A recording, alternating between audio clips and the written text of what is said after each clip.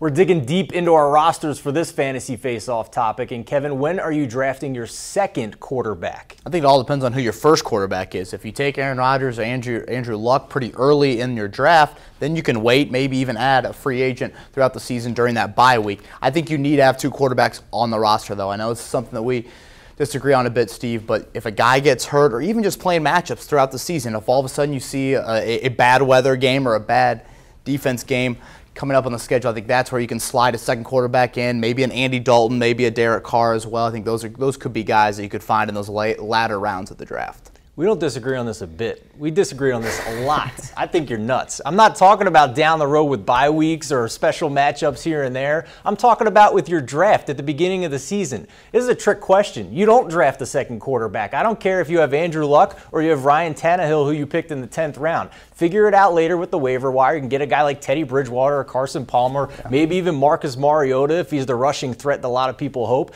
No need to use a draft pick on a second quarterback, but we just agree to disagree. Well, I'm going to hit on all my skill picks when I'm taking them as starters, so that allows me to have an open roster spot to take that second quarterback. And you got to think of trade bait late in the year. If one of those Nobody wants your backup quarterback. If one of your starters on your team gets hurt, you're going to come calling for my backup quarterback. I'm drafting busts, apparently.